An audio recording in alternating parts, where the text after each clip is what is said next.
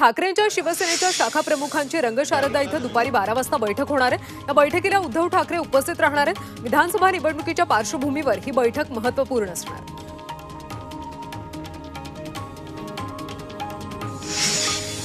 उद्धव ठाकरेंच्या शिवसेनेने पुण्यात 3 ऑगस्टला राज्यस्तरीय अधिवेशन बोलावले। पुण्यातल्या गणेश कला क्रीडा इथं जाहीर सभेचं आयोजन करण्यात आले। उद्धव ठाकरे यावेळी कार्यकर्त्यांना मार्गदर्शन करतील। उद्धव ठाकरे काय बोलणार याकडे सर्वांचं लक्ष असणार आहे। पंढरपुरात भाजपा विरुद्ध शरद पवार गट असा वाद पेटला। शरद पवार 3 ऑगस्टला पंढरपूर दौऱ्यावर येणार आहेत। या दौऱ्याला भाजपच्या ओबीसी नेत्यांनी विरोध केला। यामुळे शरद पवार गटाचे कार्यकर्तेही आक्रमक झाले। राजकीय सूडबुद्धीने विरोध करणाऱ्या भाजप नेत्यांनी शरद पवारांचं काम पाहावं असा सल्ला देण्यात आला। भाजप नेत्या माजी आमदार संगीता ठोंबरे यांनी केज मतदारसंघातून शड्डू ठोकला। काही झालं तरी विधानसभा लढणार, तिकीट नाकारलं तर दुसरा विचार करणार असा इशाराच त्यांनी पक्षाला दिला। अहमदनगर जिल्ह्याला शासकीय मेडिकल कॉलेज द्या या मागणीसाठी खासदार निलेश लंके यांनी केंद्रीय आरोग्य मंत्री जे.पी. नड्डा यांची भेट घेतली। नड्डा यांनी आपल्या मागणीला सकारात्मक प्रतिसाद दिल्याची माहिती लंके यांनी दिली। वरळीत ठाकरे गट आणि मनसेमध्ये झालेल्या राड्यानंतर आता बॅनरबाजी करण्यात आली। बॅनरवर मनसे नेत्यांचा सुपारीबाज असा उल्लेख करण्यात आला। ज्येष्ठ नागरिक कट्टा सुशोभीकरण कामामध्ये मनसेच्या सुपारीबाजांनी व्यत्यय आणल्याचा उल्लेख या बॅनरवर करण्यात आला। मातोश्री बाहेर काल आंदोलन केल्यानंतर आज रमेश केरे पाटील अजित पवारांच्या घराबाहेर आंदोलन करणार आहेत। केरे पाटील मराठा आंदोलकांसह देवगिरी बंगल्यावर धडकणार आहेत। मराठा आरक्षणाबाबत भूमिका स्पष्ट करण्याच्या मागणीसाठी जवाब दो आंदोलन केलं जाणार आहे। यशस्वी शिंदे हत्या प्रकरण फास्ट ट्रॅक कोर्टात चालवणारे उज्ज्वल निकम यांची नेमणूक करणार असल्याचं मुख्यमंत्र्यांनी सांगितलं। इतकंच नाही तर दोषींवर कठोरात कठोर कारवाई करणार असं आश्वासन देखील मुख्यमंत्र्यांनी दिलं।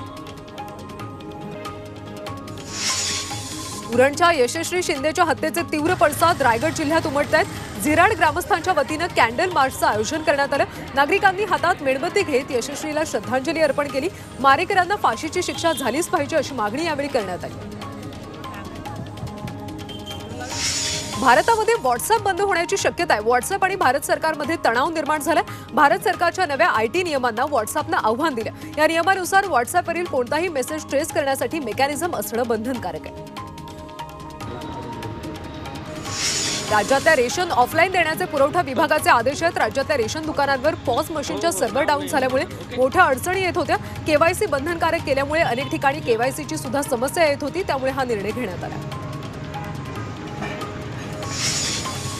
लाडक्या बहिणींना आता वर्षातून 3 गॅस सिलेंडर मोफत मिळणार आहेत। त्याबाबतच्या मुख्यमंत्री अन्नपूर्णा योजनेचा शासन निर्णय मंगळवारी जारी झाला। त्यानुसार लाडकी बहीण योजनेच्या पात्र लाभार्थ्यांच्या कुटुंबांना वार्षिक 3 गॅस सिलेंडर मोफत मिळणार आहेत।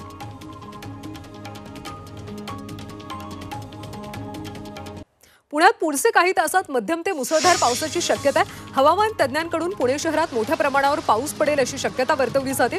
पुण्यातल्या अनेक सखल भागात पाणी साठण्याची शक्यता आहे। घाट प्रवण क्षेत्रात न जाण्याचं आवाहन करण्यात आलं। पुणे जिल्ह्याला पाणी पुरवठा करणारी धरणं 100% भरायला सुरुवात झाली। मुसळधार पावसामुळे धरणातला पाणीसाठा झपाट्यानं वाढतोय, त्यामुळे आता पुणेकरांची वर्षभराची पाणी चिंता मिटणार आहे। खडकवासला धरणाच्या सांडव्यावरून मुठा नदीपात्रात विसर्ग वाढवण्यात आलाय। 9416 क्युसेकवरून 11407 क्युसेक एवढा विसर्ग वाढवलाय। पावसाचा जोर वाढल्यास विसर्ग वाढवण्यात येईल असं सांगण्यात आलं। सिंहगड किल्ला 1 आठवडा आता पर्यटकांसाठी बंद राहणार आहे। किल्ल्यावर जाणाऱ्या रस्त्यावर दरड कोसळल्यानं हा निर्णय घेण्यात आलाय। सध्या दरड हटवण्याचं काम सुरू आहे, त्यामुळे आठवडाभराचा वेळ लागण्याची शक्यता आहे। पुण्यातल्या पुराच्या अभ्यासासाठी त्रिसदस्यीय समिती नेमणूक करण्यात आली। खडकवासला धरणातून नदीपात्रात विसर्ग केल्यानंतर निर्माण झालेल्या पुराच्या कारणांचा अभ्यास करण्याचा निर्णय महापालिकेने घेतलाय। समिती याचा अभ्यास करून 7 दिवसात अहवाल सादर करणार। महाबळेश्वर घाट माथ्यावरच्या पावसामुळे पाण्याची पातळी वाढली आहे। महाबळेश्वरला 104 मिलीमीटर, पोलादपूरमध्ये 120 मिलीमीटर तर महाडमध्ये 99 मिलीमीटर पावसाची नोंद झाली। दक्षिण रायगडमध्ये रात्रीपासून जोरदार पाऊस कोसळतोय। पावसामुळे सावित्री नदीच्या पाणी पातळीत वाढ झाली। दस्तुरी नाका भागात पाणी शिरायला सुरुवात झाली। शासनाकडून नागरिकांना सतर्क राहण्याचं आवाहन करण्यात आलं। रायगडच्या पोलादपूर कुडपण मार्गावर दरड कोसळली आहे। क्षेत्रपाळ गावाजवळ डोंगरातून दगड रस्त्यावर आला, त्यामुळे कुडपण मार्गावरची वाहतूक ठप्प झाली। कुडपण गावातून पोलादपूरकडे निघालेली एसटी बस अडकून पडली, त्यामुळे विद्यार्थ्यांचा खोळंबा झाला। कोल्हापूर जिल्ह्यात पावसाचा जोर वाढलाय। राधानगरी धरणाच्या पाणलोट क्षेत्रात मुसळधार पाऊस सुरू आहे, त्यामुळे राधानगरी धरणाचे 7 स्वयंचलित दरवाजे उघडण्यात आले। धरणातून 11,000 क्युसेक पाण्याचा विसर्ग सुरू आहे। भोगावती नदीकाठच्या गावांना सतर्कतेचा इशारा देण्यात आला। अकोला जिल्ह्यातल्या पातूर आणि बार्शी टाकळी तालुक्यात पावसानं जोरदार हजेरी लावली, त्यामुळे मोरणा नदीला पूर आलाय। मोरणा नदीची पाणी पातळी वाढल्यानं राजेश्वर सेतू पाण्याखाली गेलाय, तर नदीकाठच्या नागरिकांना सतर्कतेचा इशारा देण्यात आला। यवतमाळच्या दारव्हा तालुक्यामध्ये अडाण नदीच्या पुरामुळे पूल पाण्याखाली गेलाय। 3 दिवसांपासून यवतमाळ दारव्हा मार्ग बोरी अरब गावात वाहतुकीसाठी बंद आहे, तर रस्त्याच्या दुतर्फा अवजड वाहनांच्या रांगा लागल्या। भंडाऱ्याच्या लाखनी तालुक्यात खुर्शीपार बांध तलावाचा कालवा फुटल्यामुळे हजारो हेक्टर शेतजमीन पाण्याखाली गेली। शेती पिकांचं मोठं नुकसान झालंय, त्यामुळे नुकसान भरपाई देण्याची मागणी शेतकऱ्यांनी केली। सोलापूरच्या बार्शी तालुक्यात जोरदार पाऊस सुरू आहे। संततधार पावसामुळे ढाळे पिंपळगाव धरण ओव्हरफ्लो झाले, त्यामुळे पंचक्रोशीतल्या शेतकऱ्यांचा शेतीसह पिण्याच्या पाण्याचाही प्रश्न मिटला।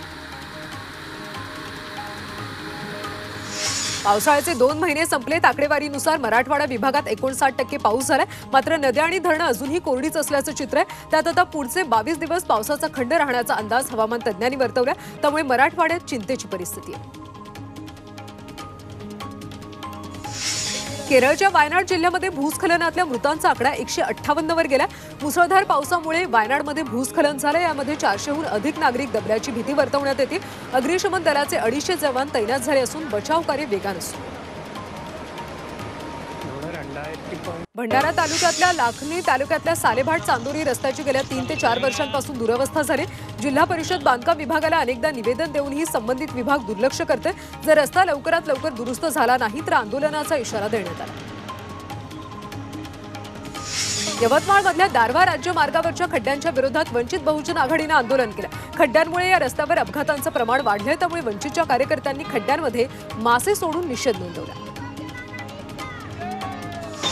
कल्याण डोंबिवली महापालिका क्षेत्रात रस्त्यांवरच्या खड्ड्यांमुळे नागरिक हैराण झाले। या रस्त्यांवरच्या खड्ड्यांबाबत आता मनसेने आक्रमक पवित्रा घेतलाय। मनसेतर्फे शहरामध्ये सेल्फी विथ खड्डा अशा आशयाचे उपहासात्मक बॅनर लावण्यात आले।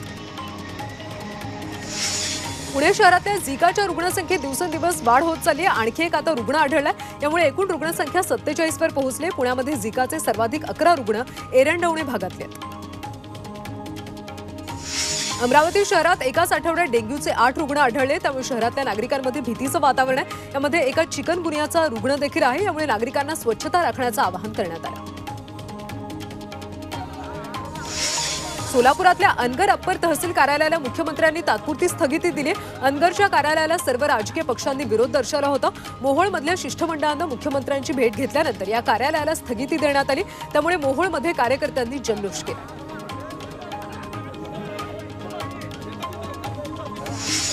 हिंगोलीच्या वलाना गावात अनेकांनी गायरान जमिनीवर मोठ्या प्रमाणात अतिक्रमण केले। सामंजस्यानं कुणीही अतिक्रमण काढून घेत नसल्यानं वलाना ग्रामपंचायतीने अतिक्रमण हटाव मोहीम हाती घेतली। पोलीस बंदोबस्तात हे अतिक्रमण हटवण्याचं काम सुरू करण्यात आलं। छत्रपती संभाजीनगरमध्ये बिबट्या दिसल्याच्या जवळपास 500 तक्रारी फोन कॉल्स वनविभागाला आतापर्यंत आलेत। त्यापैकी केवळ 3च तक्रारी खऱ्या आढळल्या। त्यापुढे जर अशा पद्धतीच्या अफवा पसरवल्या तर कायदेशीर कारवाई करण्यात येईल असा इशारा वनविभागाने दिला। भंडाऱ्यामध्ये 8 वर्षाच्या मुलीवर बिबट्यानं हल्ला केला। साकोरीच्या तुडमापुरीमध्ये ही घटना घडली। मुलगी आई वडिलांसोबत मॉर्निंग वॉकसाठी गेली होती, यावेळी झुडपात दडून बसलेल्या बिबट्यानं तिच्यावर हल्ला केला। नागपुरातल्या कळमना पोलिसांनी चोरट्यांच्या विरोधात कारवाई सुरू केली। या दरम्यान 3 घरफोडी आणि 1 कार चोरी प्रकरणाचा उलगडा झालाय। 4 सराईत चोरट्यांना अटक करून 10 लाखांचा मुद्देमाल हस्तगत करण्यात आला। हमासचा प्रमुख इस्माईल हिनियाची हत्या झाली। इराणमधल्या तेहरानमधल्या घरात हत्या करण्यात आली। अज्ञातानं केलेल्या हल्ल्यामध्ये इस्माईल हिनियासह त्याचा अंगरक्षक ठार झालाय। ही हत्या कुणी केली याचा शोध सुरू आहे।